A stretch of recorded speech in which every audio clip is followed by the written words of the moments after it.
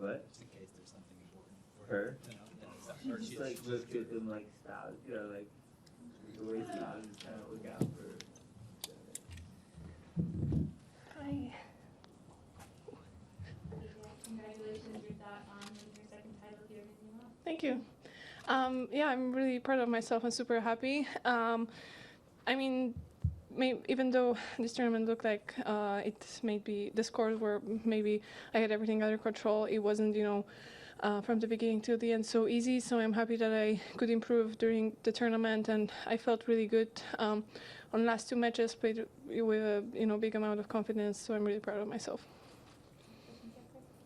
Iga, what does winning this title actually mean to you? Because I don't think I can remember seeing you so excited about a victory for a long time. Does it have some specific significance? What was it?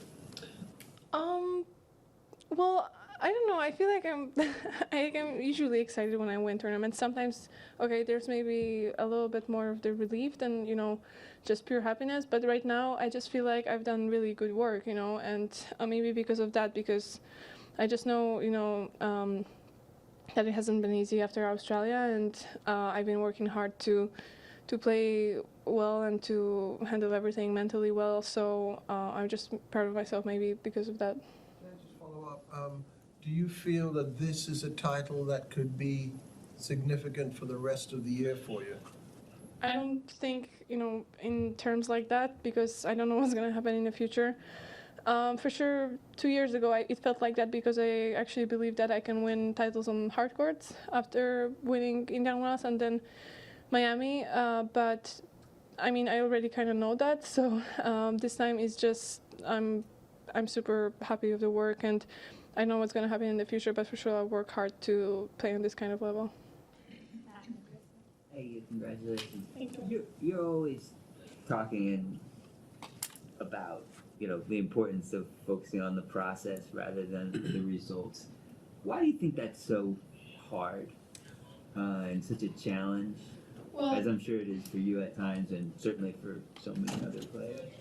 Well, because you can't, control your thoughts. Usually, they will come. The question is, how are you going to handle them and what are you going to do with them? But usually, when you don't want to think about something, it's going to start popping in your head anyway, and it's not easy to control that. So I think that's why. Congrats.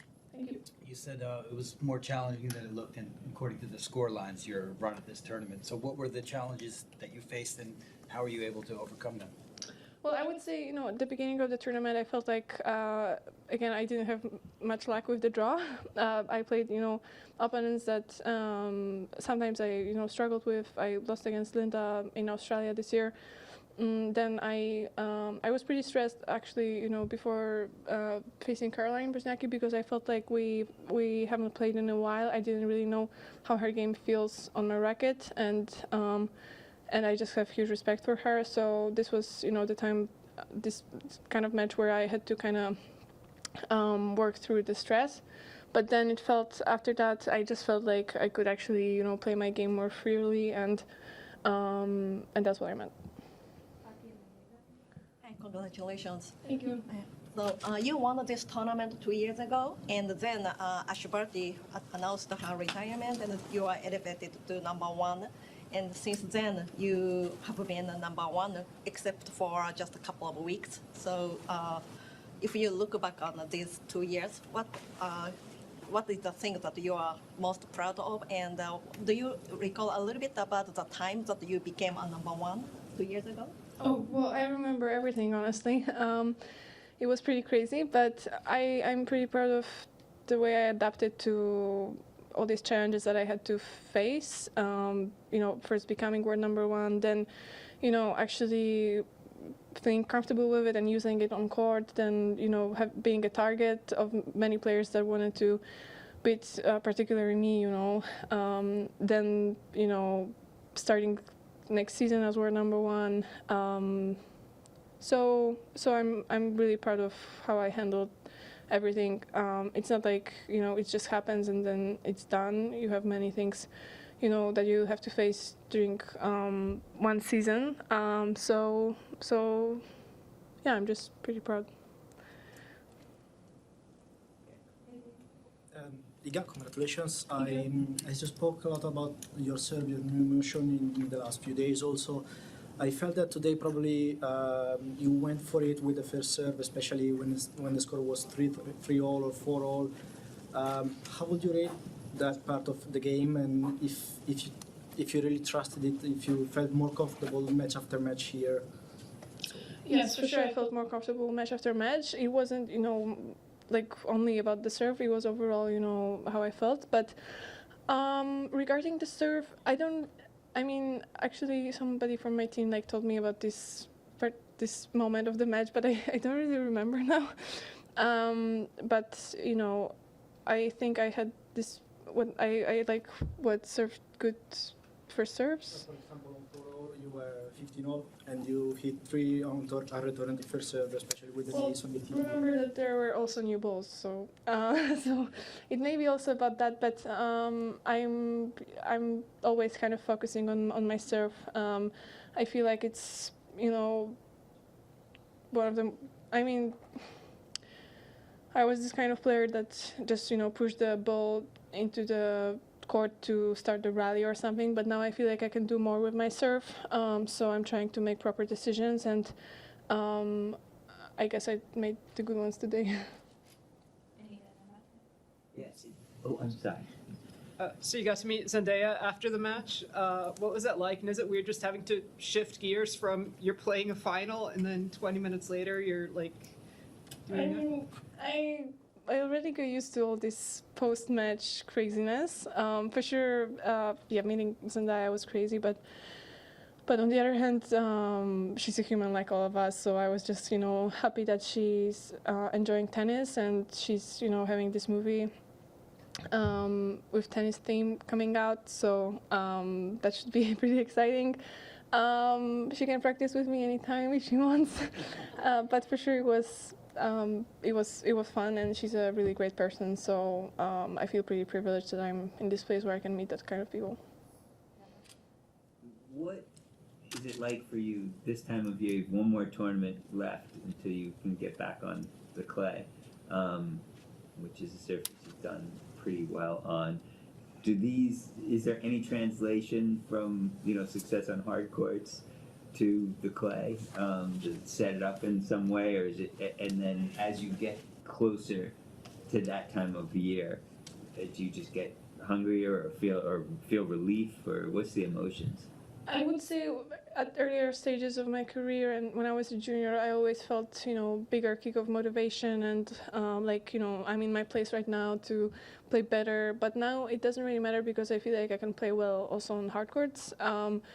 I would say I'm not really thinking much about clay yet, during the Miami tournament, because maybe my conditioning coach would think a little bit more, because we're adding some exercises that are maybe gonna help with movements on clay and everything. But I'm not really thinking about that. I don't need to really overthink it, because I don't need much time on clay to get used to this surface. So I'm just gonna start thinking about it when I'm gonna have my first practice on clay. But also, I think we have Fed Cup on hard courts, so I'm just gonna basically do the transition right before Stuttgart, which is gonna be tough, but I've done that 2 years ago and it was fine. You mentioned Caroline Wozniacki that you faced during the tournament. When she was number one, she kept being asked that if she felt like a real number one. Now, they don't ask you because of probably the kind of win that you can put together. I was just wondering, could you put into words what you think it is feeling like a number one? I would say you just feel like your game is better than anyone out there.